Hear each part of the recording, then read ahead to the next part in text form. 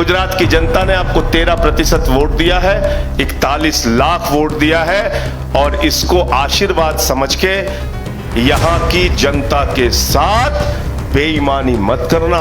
मैं आपको बधाई देना चाहता हूं कि आप 41 लाख वोट लेकर आए हैं और यह संकेत है दिल्ली और पंजाब की तरह कि अब दूसरा चुनाव जब आप लड़ेंगे छप्पर फाड़ के गुजरात की जनता आपको वोट देगी। कि खुशी मनाने की जरूरत है और जनता के बीच जाके उनके लिए लड़ने और संघर्ष करने की जरूरत है। निराश किस बात पे होना है? हमारे कार्यकर्ताओं पे हमले करवाती है। मैं भूला नहीं गोपाल इटालिया की गाड़ी पे हमला तोड़फोड़, इसुदान भाई की गाड़ी पे हमला तोड़फोड़, हमारे साथी मनोज यहां पर बैठे हुए मार के इनका सर सैकड़ों किलोमीटर दूर जाके परीक्षा देता है, बाद में आता है पेपर फूट गया। 150 लोगों की जो मोरबी का पुल टूटने से जान गई है, वो लोग न्याय की गुहार लगा रहे हैं। उनकी आवाज आपके माध्यम से विधानसभा में उठनी चाहिए।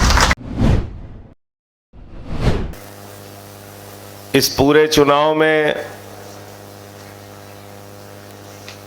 पूरी मेहनत, पूरी निष्ठा, पूरी ताकत के साथ परिश्रम करने वाले, मेहनत करने वाले एक एक गुजरात के कार्यकर्ता का मैं सर झुका के नमन करता हूं, अभिनंदन करता हूं और आप सबको बधाई देना चाहता हूं। आपने बहुत मेहनत की इस चुनाव में और पहले चुनाव के अंदर आपने मोदी और अमित शाह का गढ़ कहा जाने वाला गुजरात, भारतीय जनता पार्टी की प्रयोगशाला कहा जाने वाला गुजरात, 27 साल से जहां पर बीजेपी का राज है ऐसा गुजरात, और उस गुजरात के अंदर पहले चुनाव में 41 लाख वोट लाना, 13% वोट लाना, 5 विधायक जिताना, यह एक एक कार्यकर्ता और एक एक साथी की उपलब्धि है। आप सब बधाई के पात्र हैं। और आम आदमी पार्टी का इतिहास क्या है? पहले चुनाव से याद कीजिए, अरविंद केजरीवाल जी के नेतृत्व में 2013 में हम लोग चुनाव लड़ रहे थे। हम कोई पार्टी बनाने, विधायक बनने, सांसद बनने नहीं आए थे साथियों। अन्ना जी के आंदोलन में गए थे, भ्रष्टाचार विरोधी आंदोलन में, और छोटे छोटे मासूम बच्चे हाथ में तिरंगा लेके नारा लगाते थे, भ्रष्टाचार मिटाना है, जन लोकपाल लाना है। वहां से हमारी शुरुआत हुई, आंदोलन के कोख से हमारी शुरुआत हुई। और जब 13 में हम लोग चुनाव लड़ रहे थे, 45 डिग्री टेम्परेचर में फटी चप्पल पहन के अरविंद केजरीवाल गली गली, मोहल्ले मोहल्ले जाके दिल्ली के अंदर कार्यकर्ता बनाने का काम कर रहे थे, बूथ के इंचार्ज बनाने का काम कर रहे थे, मोहल्ला प्रभारी बनाने का काम कर रहे थे। और सारा मेहनत और सारी परिश्रम करने के बाद भी हमें पहले चुनाव में 28 सीट मिली और दूसरे चुनाव में दिल्ली की जनता ने छप्पर फाड़ के वोट दिया, 67 सीटें आई। और तीसरे इलेक्शन में इस बार पूरी ताकत लगा दी बीजेपी ने, पूरी सत्ता लगा दी बीजेपी ने, फिर भी आम आदमी पार्टी की 62 सीट आई। और 15 साल से जिस दिल्ली में शीला दीक्षित का राज था, उस शीला दीक्षित के खिलाफ चुनाव लड़ने का साहस अरविंद केजरीवाल जी ने किया। पहले चुनाव में ही ऐसा फैसला जब अरविंद जी ने लिया था, हम सब लोगों ने उनको समझाया। अब पहला चुनाव लड़ रहे हैं जीवन का, बहुत सशक्त, बहुत मजबूत कैंडिडेट है, 15 साल से मुख्यमंत्री है दिल्ली की। शीला दीक्षित के खिलाफ चुनाव मत लड़िए। आपके नेता अरविंद केजरीवाल का जवाब सुन के आपको गर्व होगा। अरविंद केजरीवाल जी ने कहा, अगर मैं चुनाव हार भी जाऊंगा तो पार्टी चुनाव जीतेगी, ये हमारे लिए महत्वपूर्ण है। हम कैरियर बनाने के लिए राजनीति में नहीं आए हैं, अपना कैरियर छोड़ के राजनीति में आए हैं। यह जवाब था। आप आप उस पार्टी के सिपाही हैं। और यह बड़ा अच्छा संकेत है कि 5 सीट आपको मिल गई, 13% वोट मिल गया।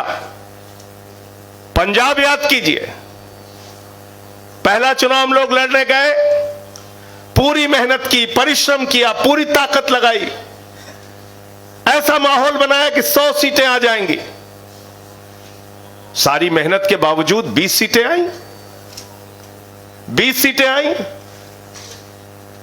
लेकिन दूसरी बार जब चुनाव 2022 में हुआ तो पंजाब की जनता ने भी छप्पर फाड़ के वोट दिया, 92 सीटें आई, 92 सीटें आई। और ऐसे ऐसे लोग चुनाव जीत गए जिनको खुद पे यकीन नहीं था कि वो विधायक बन सकते हैं। मैं तो पंजाब का इंचार्ज था, जो हमारे कार्यकर्ता साथी पार्टी और संगठन के लिए काम कर रहे थे। मुझे जाकर मैंने देखा तो मुझे गर्व हुआ, आज वो गाड़ियों के काफिले के साथ मंत्री बन के पंजाब सरकार का दायित्व निभा रहे हैं।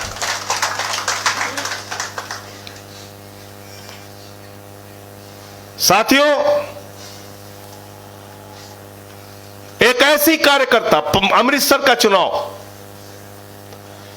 नवजोत सिंह सिद्धू चुनाव लड़ रहे थे, उनके खिलाफ विक्रम मजीठिया चुनाव लड़ रहे थे।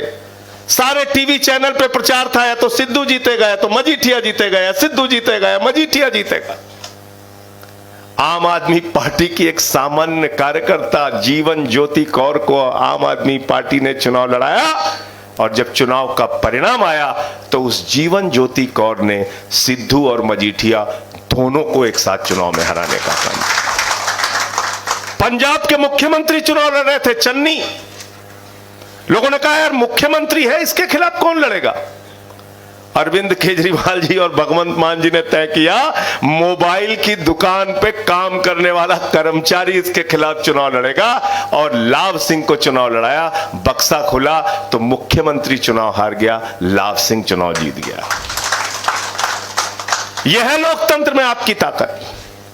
बड़े बड़े लोग चुनाव हार गए। कैप्टन अमरिंदर सिंह मुख्यमंत्री रहे, 10 साल चुनाव हार गए। प्रकाश सिंह बादल 5 बार पंजाब के मुख्यमंत्री रहे, चुनाव हार गए। सुखबीर बादल उप मुख्यमंत्री रहे, केंद्र में मंत्री रहे, चुनाव हार गए। चन्नी मुख्यमंत्री रहे, 2-2 जगह से चुनाव हार गए। विक्रम मजीठिया चुनाव हार गए, सिद्धू चुनाव हार गए। लोकतंत्र में जनता की ताकत सबसे बड़ी ताकत होती है। और गुजरात के साथियों, मैं आपको बधाई देना चाहता हूं कि आप 41 लाख वोट लेकर आए हैं, और यह संकेत है दिल्ली और पंजाब की तरह कि अब दूसरा चुनाव जब आप लड़ेंगे, छप्पर फाड़ के गुजरात की जनता आपको वोट देगी, छप्पर फाड़ के वोट देगी। याद रखना मेरी बात को, उनके साथ संपर्क बना के रखना है, उनके साथ मिलकर रहना है। अभी हमारे एक साथी बोल रहे थे कि पिछला चुनाव वो लड़े थे 2017 में, तो उनको 1,500 वोट मिला था, और इस बार चुनाव लड़े तो 1,12,000 वोट मिला। आपने बताया था अभी, राम भाई, 1,12,000 वोट। अब आप समझ लीजिए, अगर तीसरा चुनाव ये लड़ेंगे, पार्टी अगर इनको लड़ाएगी, वो तो पार्टी का फैसला है, तो हो सकता है इनको जनता 1 लाख वोट से चुनाव जिता दे। जनता मालिक है लोकतंत्र में। अल्पेश भाई चुनाव लड़ रहे थे सूरत में, लाखों की संख्या में लोग रैलियों में आए, बड़ा समर्थन हम लोगों के साथ सड़कों में दिखा। गोपाल इटालिया जी के क्षेत्र में मैं गया, मनोज सोरथिया के क्षेत्र में गया, बहुत सारी विधानसभाओं में गया। ऐसा लगता था कि जनता पूरा अपार जन समर्थन हमको दे रही है, लेकिन अंत में जाते जाते लोगों को ये लगता है अभी शायद ये लोग नहीं जीत पाएंगे। इसके कारण से बहुत सारे लोग भ्रमित होकर वोट नहीं देते। ये एक मानसिकता होती है चुनाव में। आपके साथ रहेंगे, रैलियों में जाएंगे, सभाओं में जाएंगे, नारे लगाएंगे, लेकिन एक मानसिकता होती है कि चुनाव में, जब यहां पे अशोक भाई बैठे महुआ के, मैं इनके बारे में पूछ रहा था, इनके यहां सभा करने गया था, शाम को कम से कम 5,000 लोग थे, रात में 8-9 बजे के करीब।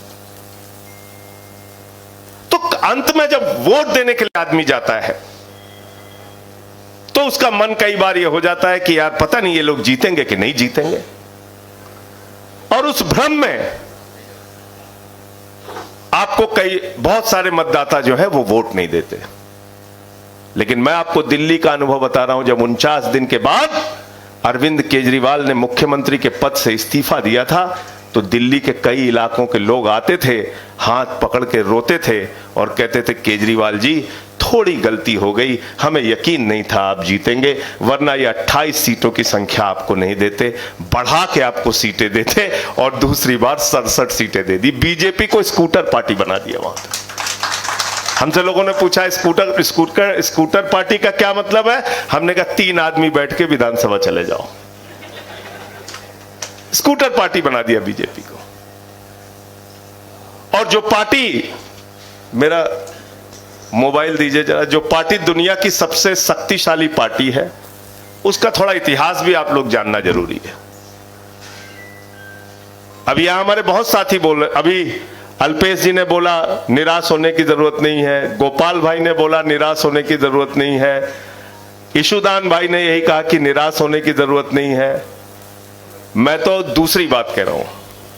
मैं ये शब्द नहीं कहूंगा कि निराश होने की जरूरत नहीं है, मैं ये कहूंगा कि खुशी मनाने की जरूरत है और जनता के बीच जाके उनके लिए लड़ने और संघर्ष करने की जरूरत है। निराश किस बात पे होना है? मैं आपको बताता हूं हिस्ट्री। 1952 में जनसंघ बनी, जहां से भारतीय जनता पार्टी निकली है। 52 से लेकर 77 तक जनसंघ चली। कितने साल तक? 25 साल। 25 साल पूरे देश में उनकी जमानतें जब्त होती रही। 25 साल तक जमानतें जब्त होती रही। और बाद में उन लोगों ने कहा भैया अब हम अपनी पार्टी नहीं चला पाएंगे, जनसंघ को जनता पार्टी में विलय कर दिया। पार्टी नहीं चला पाए आगे, जनता पार्टी में विलय कर दिया। 80 में फिर बीजेपी बनी, और 80 में जब बीजेपी बनी 84 में उनकी 2 सीटें आई। और पूरे देश में बीजेपी का किस तरीके से चुनाव में परिणाम रहता है वो थोड़ा सा आपके लिए जानना जरूरी है।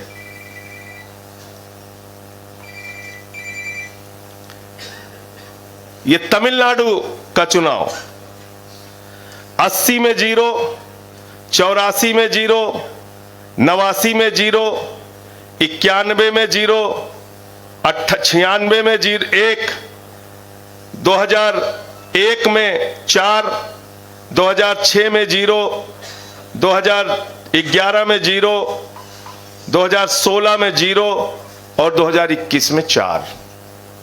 40 साल में कुल 3-4 सीट मिली है बीजेपी को, 8 सीट। केरल आ जाइए, केरल में 80 में 0, केरल में 82 में 0, 87 में 0, 91 में 0, 96 में 0, 2001 में 0, 2006 में 0, 2011 में 0, 2016 में 1 सीट, 2021 में फिर 0।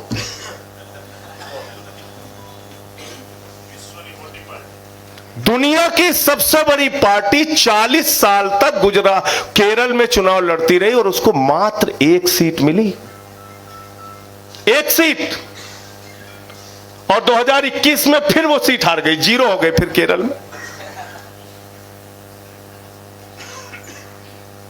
अब आपको मैं उदाहरण देता हूं आम आदमी पार्टी का। पहला चुनाव दिल्ली में 28 सीट, दूसरा चुनाव 67 सीट, तीसरा चुनाव 62 सीट, पंजाब में पहला चुनाव 20 सीट, दूसरा चुनाव 92 सीट, गोवा में पहला चुनाव 6% वोट, दूसरा चुनाव 2 सीट वहां मिली। गुजरात के अंदर पहला चुनाव 13% वोट, 5 सीट, और अगला चुनाव जो होगा गुजरात के अंदर इसी तरीके से प्रचंड बहुमत से आप लोग जीत के आएंगे। मैं ईश्वर से प्रार्थना भी इस बात के लिए कर रहा हूं और आप सबसे निवेदन भी कर रहा हूं। निराशा और हताशा तो सोचिए ही मत, दूर दूर तक मत सोचिए। यह तो आपकी उपलब्धि है। गुजरात की महान जनता ने आम आदमी पार्टी को आशीर्वाद दिया है कि हमारा कार्यकर्ता जो टोपी पहन के जाता था, जिसको लोग कहते थे ये दिल्ली वाली पार्टी है, अरे ये तो यूटी वाली पार्टी है, अरे एक तो ये छोटे नगर निगम वाली पार्टी है, गुजरात की महान जनता ने आज आम आदमी पार्टी को गौरव दिया है कि हम राष्ट्रीय पार्टी बनने का काम कर रहे हैं। अभिनंदन कीजिए गुजरात की जनता का, लोगों के बीच में जाइए, भविष्य आपका है। 10 वर्षों में हिंदुस्तान की कोई पार्टी आजादी के बाद, एक भी पार्टी हिंदुस्तान की आजादी के बाद 10 वर्षों में राष्ट्रीय पार्टी नहीं बन पाई है। अगर कोई पार्टी बन पाई है तो उस पार्टी का नाम है आम आदमी पार्टी, जिसकी टोपी लगा के आप लोग चलते हैं। गौरव की अनुभूति कीजिए इस बात पे। और जिन क्रांतिकारियों का हम नाम लेते हैं, हमारे नेता कहते हैं अरविंद केजरीवाल जी ये दूसरी आजादी की लड़ाई है। तो पहली आजादी की लड़ाई में क्या हुआ था? शहीद आजम भगत सिंह जी ने अपने प्राणों की आहुति दी विधायक बनने के लिए। शहीद खुदीराम बोस ने अपने प्राणों की आहुति दी 18 वर्ष की आयु में विधायक, सांसद, मंत्री बनने के लिए। शहीद राजगुरु, शहीद सुखदेव, शहीद राजेंद्र लाहिड़ी, शहीद अशफाक उल्ला, शहीद राम प्रसाद बिस्मिल, शहीद चंद्रशेखर आजाद, हिंदुस्तान के तमाम उन क्रांतिकारियों ने 16 साल से लेकर 30 साल के आयु में अपने प्राणों को इस देश के लिए आजाद कराने के लिए न्योछावर कर दिया। यह वो हिंदुस्तान है। उन्होंने पहली आजादी की लड़ाई लड़ी थी, हम इस दूसरी आजादी की लड़ाई में भ्रष्टाचार के खिलाफ लड़ रहे हैं, अन्याय के खिलाफ लड़ रहे हैं, अत्याचार के खिलाफ लड़ रहे हैं। हमारे लिए मुद्दे प्रमुख होने चाहिए, शिक्षा का, स्वास्थ्य का, बिजली का, पानी का, गुजरात की तरक्की का, मोरवी में 150 लोगों की जो जान गई वो मुद्दा, और वो ये मुद्दा कि आज भी देश के प्रधानमंत्री को 27 साल के राज के बाद एक आर्टिफिशियल स्कूल में गुजरात के अंदर बैठना पड़ता है। मुद्दा तो यह होना चाहिए।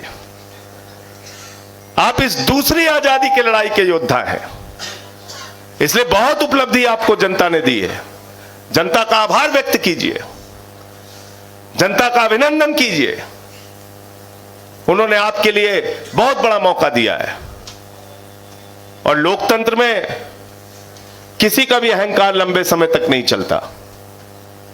आज जो भारतीय जनता पार्टी अहंकार के अंदर आके हमारे कार्यकर्ताओं पे हमले करवाती है, मैं भूला नहीं गोपाल इटालिया की गाड़ी पे हमला, तोड़फोड़, इसुदान भाई की गाड़ी पे हमला, तोड़फोड़, हमारे साथी मनोज यहां पर बैठे हुए मार के इनका सर फोड़ दिया, खून से लथपथ इनकी तस्वीर आज भी मैं भूल नहीं पाता। यहां पे नौजवान साथी हमारे युवराज सिंह बैठे हुए हैं, छात्रों के लिए आंदोलन किया इन्होंने, जेल में इनको डाला गया, मुकदमे लिखे गए। अल्पेश भाई बैठे, जेल में डाला गया, मुकदमे लिखे गए। तो आम आदमी पार्टी के कार्यकर्ताओं से मैं कहना चाहता हूं, मैं भी गया था उत्तर प्रदेश में बाबा जी से चुनाव लड़ने, 24 मुकदमे लिखा बाबा जी ने मेरे खिलाफ, राष्ट्रद्रोह का मुकदमा लगाया योगी आदित्यनाथ ने। और मैंने बाबा जी से कहा 24 नहीं 2400 मुकदमे लिख लो, हम लोग आम आदमी पार्टी के कार्यकर्ता डरने वाले नहीं है। 5 साल जम के संघर्ष कीजिए, जो भी परिस्थिति आए संघर्ष कीजिए। किसानों के मुद्दे पर, पेपर फूटने के मुद्दे पर, माताओं बहनों के मुद्दे पर, महंगाई के मुद्दे पर, गुजरात के एक एक मुद्दे पर इस 5 साल तक सिर्फ एक ही विपक्षी दल दिखना चाहिए, और उस विपक्षी का दल का नाम हो आम आदमी पार्टी। हमारे 2 साथी यहां पे भूपत भाई और हेमंत भाई बैठे हैं। आपको गुजरात की महान जनता ने, झाड़ू वालों ने, आम आदमी पार्टी के कार्यकर्ताओं ने मेहनत और परिश्रम करके गुजरात की विधानसभा में भेजा है। मैं आप सबसे एक ही अनुरोध करूंगा कि गुजरात की विधानसभा के अंदर आम आदमी की आवाज गूंजनी चाहिए, और उसका माध्यम आप लोग बनेंगे, उसका माध्यम आप लोग बनिए। गुजरात के जितने भी मसले हैं उसको मजबूती से उठाइए।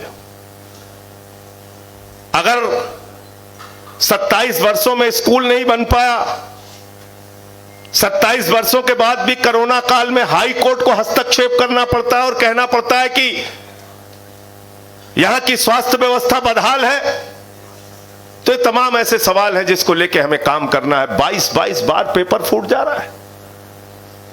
नौजवान परीक्षा देता है, तैयारी करता है, मां बाप से पैसे लेके तैयारी करता है, सैकड़ों किलोमीटर दूर जाके परीक्षा देता है, बाद में आता है पेपर फूट गया। ये तमाम वो मुद्दे हैं जिसको विधानसभा के अंदर हेमंत भाई और भूपत भाई और हमारे जो बाकी विधायक हैं, मैं उनसे अनुरोध करूंगा पहले सत्र में ही जब आपको मौका मिले इन सारे सवालों को उठाइए। 150 लोगों की जो मोरबी का पुल टूटने से जान गई है, वो लोग न्याय की गुहार लगा रहे हैं, उनकी आवाज आपके माध्यम से विधानसभा में उठनी चाहिए। आम आदमी पार्टी ये बहादुरों की फौज है। आम आदमी पार्टी का कार्यकर्ता मुकदमों से, लाठियों से और जेलों से डरने वाले कार्यकर्ता नहीं है। हमारे नेता अरविंद केजरीवाल पे छापेमारी हुई, मनीष सिसोदिया पे छापेमारी हुई, सत्येंद्र जैन को जेल में रखा हुआ है, 43 विधायकों को दिल्ली के अंदर फर्जी मुकदमे में फंसाया गया, इनकम टैक्स का छापा मारा गया कैलाश गहलोत के ऊपर। और तो और दुर्भावना की हद यह है कि हमारे एक विधायक है सोमनाथ भारती, उनका कुत्ता पकड़ने के लिए 40 पुलिस वाले चले गए थे। अरे मैंने कहा कुत्ता क्यों पकड़ रहे? कहने इसका जबड़ा चेक करना है। ये हालत है, इतनी दुर्भावना है आपके प्रति। लेकिन अगर उस दुनिया की सबसे बड़ी ताकत अपने आप को कहने वाली, दुनिया की सबसे बड़ी पार्टी अपने आप को कहने वाली, उस पार्टी से अगर कोई चुनाव लड़ रहा है, अगर उस पार्टी से कोई सड़क पर लड़ रहा है और सदन में लड़ रहा है, तो वह है आपकी पार्टी, आम आदमी पार्टी। भविष्य इसका ही है, इसका ही है और सिर्फ इसका है। आप है भारत के भविष्य। आपको आगे तमाम उन सवालों पे काम करना है। लोगों की जिंदगी में दुश्वारियां कम नहीं है, महंगाई कम नहीं है। पेट्रोल डीजल का दाम महंगा हो गया, दूध का दाम महंगा हो गया, छाछ का दाम महंगा हो गया, आटा दाल चावल का दाम महंगा हो गया। महंगाई चरम पर है। किसान को उसके फसल का दाम मिलता नहीं है, नौजवान को नौकरी मिलती नहीं है। भाषण पिला पिला के कितना लोगों को मूर्ख बनाओगे।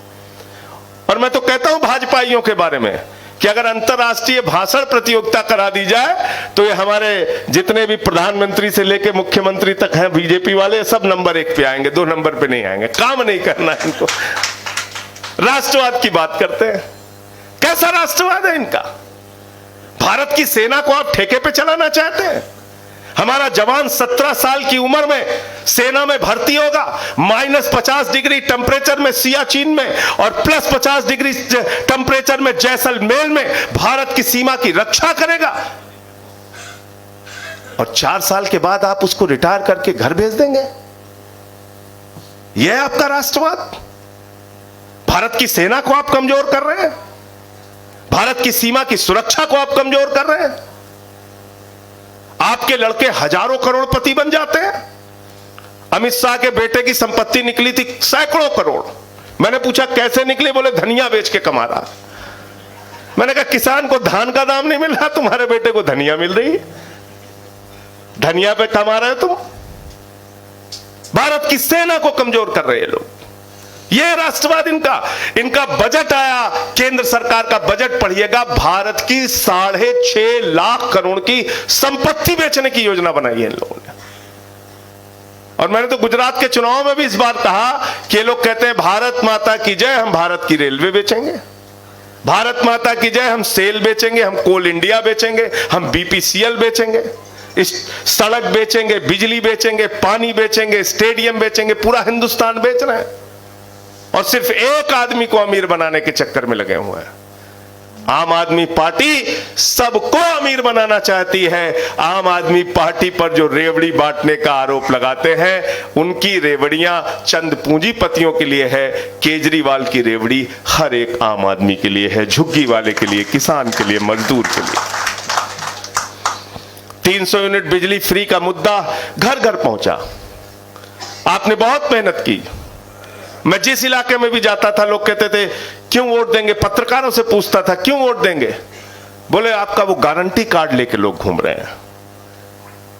वो कहते हैं 300 यूनिट बिजली फ्री दे सकती है आम आदमी पार्टी। तो आम आदमी पार्टी पे ही लोगों को भरोसा है। आप ही उनकी जिंदगी में बदलाव ला सकते हैं। शिक्षा का, स्वास्थ्य का, बिजली का, पानी का, आप ही पे भरोसा है। आपने बहुत मेहनत से, हिम्मत से चुनाव लड़ा और बहुत मेहनत परिश्रम किया। आप लोगों ने 50 लाख परिवारों के पास आपका गारंटी कार्ड पहुंचा था। यह मामूली बात है। 50 लाख परिवारों के पास यह कोई मामूली उपलब्धि नहीं है। आपने घर घर जाके गारंटी कार्ड भरवाया, घर घर जाके फॉर्म भरवाया, खूब मेहनत की आपने। और उस मेहनत के नतीजे में गुजरात की जनता ने आपको 13% वोट दिया है, 41 लाख वोट दिया है। और इसको आशीर्वाद समझ के यहां की जनता के साथ बेईमानी मत करना। हाथ उठा के बताओ, जितनी ईमानदारी से उन्होंने आपको वोट दिया है, आपको उनके साथ 5 वर्षों तक खड़े रहना है। धन्यवाद। अंत में एक क्रांतिकारी गीत जो हम लोग हमेशा गुनगुनाते हैं, गाते हैं, रुके ना जो झुके ना जो, उस गीत के साथ आज के कार्यक्रम का अपने वक्तव्य का मैं समापन करूंगा। और आप लोग साथ दीजिएगा, ताली बजनी चाहिए पीछे तक। रुके न जो, रुके न जो, झुके न जो, दबे न जो, मिटे न जो, हम वो इंकलाब हैं, जुल्म का जवाब है, हर शहीद हर गरीब का हम ही तो ख्वाब हैं। रुके न जो, रुके न जो, झुके न जो, दबे न जो, मिटे न जो, हम वो इंकलाब हैं, जुल्म का जवाब है, हर शहीद हर गरीब का हम ही तो ख्वाब हैं। रुके न जो, झुके न जो, जी रहे हैं इसलिए कि प्यार जग में जी सके, प्यार जग में जी सके, प्यार जग में जी सके। आदमी का खून कोई आदमी न पी सके, आदमी न पी सके, आदमी न पी सके।